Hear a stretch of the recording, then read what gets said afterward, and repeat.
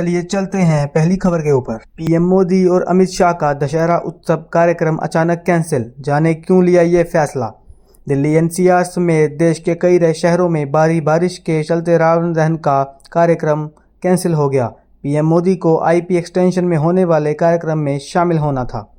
प्रधानमंत्री नरेंद्र मोदी ने दशहरा उत्सव पर अपना कार्यक्रम स्थगित कर दिया है। वह दिल्ली के इंद्रप्रस्थ एक्सटेंशन रामलीला में जाने वाले थे, लेकिन तेज बारिश की वजह से उनका ये कार्यक्रम रद्द हो गया। गृह मंत्री अमित शाह का केशव रामलीला पीतमपुरा आने का कार्यक्रम भी बारिश की वजह से कैंसिल हुआ। अहमदाबाद से अनोखा वीडियो आया सामने, पुरुषों ने साड़ी पहनकर किया गरबा। 200 साल पुरानी है कहानी।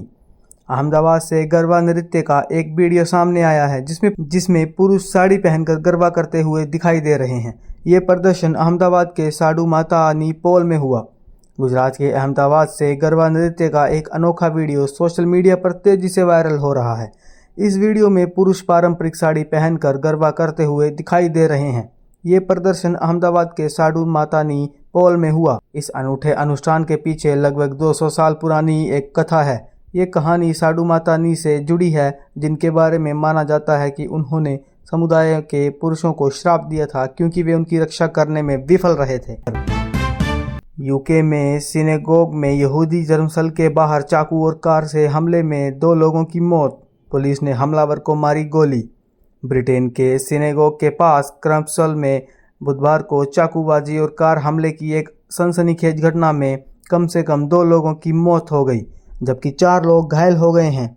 पुलिस का कहना है कि अज्ञात व्यक्ति द्वारा हमला किया गया, इसमें कार और चाकू का इस्तेमाल किया गया।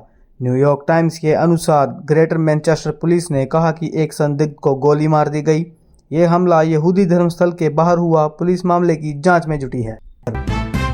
कमाई का मौका, इस आईपीओ में 3 अक्टूबर से लगा सकते हैं बोली। जाने कितना है जीएमपी और कब है लिस्टिंग। ये आईपीओ न केवल प्रोमोटरों और निवेशकों को अपनी हिस्सेदारी को आंशिक रूप से कैश करने का मौका दे रहा है, बल्कि ये देश के तेजी से बढ़ते फ्लेक्सिबल वर्कस्पेस बाजार में निवेशकों की रुचि को भी परखेगा।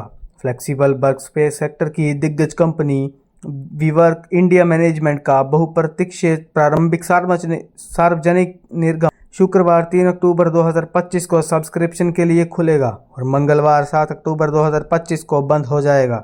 ये आईपीओ पूरी तरह से ऑफर फॉर सेल, जिसका आकार 3000 करोड़ है। ये ध्यान देने योग्य है कि वीवर्क इंडिया इस आईपीओ से कोई नई पूंजी नहीं जुटाएगी, बल्कि ये पूरा निर्गम मौजूदा शेयरधारकों को अपनी हिस्सेदारी का एक हिस्सा बेचने का अवसर प्रदान करेगा। धार्मिक आस्था, जनजातीय संस्कृति और लालच की टक्कर गहराई में डुबोती है कांतारा चैप्टर 1 की कहानी। कभी कभी कोई फिल्म केवल कहानी नहीं कहती, वह समय के पार जाकर एक ऐसा अनुभव बन जाती है जिसे महसूस किया जाता है। कांतारा अ लेजेंड चैप्टर 1 वैसा ही एक फिल्म है। साल 2022 की ब्लॉकबस्टर कांतारा ने दर्शकों को जिस जादुई लोक कथा में डुबोया था, यह नई कड़ी उसी दुनिया की जड़ों की ओर लौटती है। लेकिन ये कोई सीक्वल नहीं, बल्कि प्रीक्वल है, जो हमें बताता है कि सब कुछ शुरू से कैसे हुआ। शेख हसीना के सहयोगी ने हथकड़ी में ली आखिरी सांस। बांग्लादेश के पूर्व मंत्री की फोटो वायरल होने पर बवाल। सोशल मीडिया पर दावा किया गया कि 75 वर्षीय हुमायूं, जो ढाका मेडिकल कॉलेज अस्पताल डीएमसीएच के आईसीयू में इलाज करा रहे थे, उनके हाथों में हथकड़ियां थी। कुछ ने यहां तक कहा कि उनके निधन के बाद भी हथकड़ियां नहीं हटाई गई। हालांकि बांग्लादेश जेल प्रशासन ने सभी आरोपों को खारिज कर दिया। उनका कहना है कि वायरल फोटो आईसीयू के दौरान की नहीं और ये दावा भ्रामक और निराधार है। बांग्लादेश में उस समय जबरदस्त हंगामा खड़ा हो गया जब सोशल मीडिया पर एक तस्वीर सामने आई जिसमें पूर्व प्रधानमंत्री शेख हसीना के करीबी और पूर्व उद्योग मंत्री नूरुल माजिद महमूद हुमायूं अस्पताल के बिस्तर से हथकड़ी से बंधे दिखाई दे रहे हैं। ये तस्वीर उनके निधन के तुरंत बाद वायरल हुई और देश भर में नाराजगी फैल गई। बंद होने जा रहे हैं बद्रीनाथ, केदारनाथ, यमुनोत्री और गंगोत्री के कपाट। नोट कर लें डेट। अगर आप भी 4 धाम की यात्रा पर निकलने की सोच रहे हैं तो आपके लिए बड़ी खबर सामने आई है। बद्रीनाथ, केदारनाथ, यमुनोत्री और गंगोत्री के कपाट जल्द ही बंद होने जा रहे हैं। 4 धाम की यात्रा करने की इच्छा रखने वालों के लिए बड़ी खबर सामने आई है। 4 धाम यानी बद्रीनाथ, केदारनाथ, यमुनोत्री और गंगोत्री के कपाट जल्द ही बंद होने जा रहे हैं। विजयदशमी के दिन बद्रीनाथ धाम के कपाट बंद करने का मुहूर्त निकल गया है।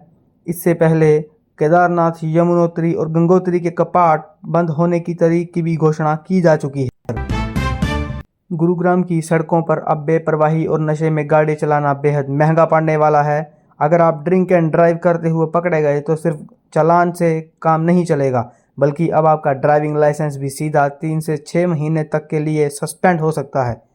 इतना ही नहीं, अगर आप दोबारा इस गलती को दोहराते हैं तो आपका लाइसेंस हमेशा के लिए कैंसिल किया जाएगा। तिलक वर्मा की कहानी, पिता बनाना चाहते थे डॉक्टर, वो बन गए क्रिकेटर।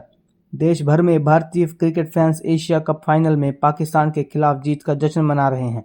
भारत की जीत में अहम भूमिका निभाने वाले खिलाड़ी तिलक वर्मा ने अपनी और सबका ध्यान खींचा है। दुबई में पाकिस्तान के खिलाफ तिलक जब बैटिंग करने उतरे तब तक भारत के 3 खिलाड़ी 20 रन पर आउट हो चुके थे। एशिया कप में धमाकेदार पारियां खेलने वाले अभिषेक शर्मा, कप्तान सूर्य कुमार यादव और ओपनर शुभमन गिल पेविलियन लौट चुके थे। ये तो जिंदगी से खिलवाड़, डॉक्टर की राइटिंग समझ नहीं पाए जज साहब, पर्ची दिखाकर लगा दी फटकार। क्या आज के आधुनिक युग में किसी की हैंड राइटिंग यानी लिखावट भी मायने रखती है?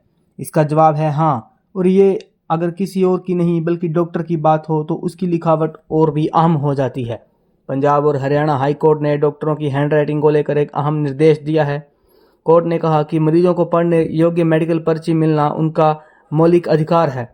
कोर्ट ने इसके साथ ही कहा कि डॉक्टरों की अस्पष्ट लिखावट मरीजों की जान से खिलवाड़ करती है। ये मामला उस समय सामने आया जब अदालत रेप, धोखाधड़ी और फर्जीवाड़े के आरोपों से जुड़ी एक जमानत याचिका पर सुनवाई कर रही थी।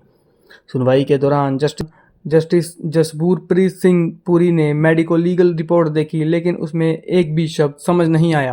दर्शकों, ये थी हमारी आज की टॉप न्यूज़। आपको हमारी न्यूज़ कैसी लगी कमेंट करके ज़रूर बताइए। धन्यवाद।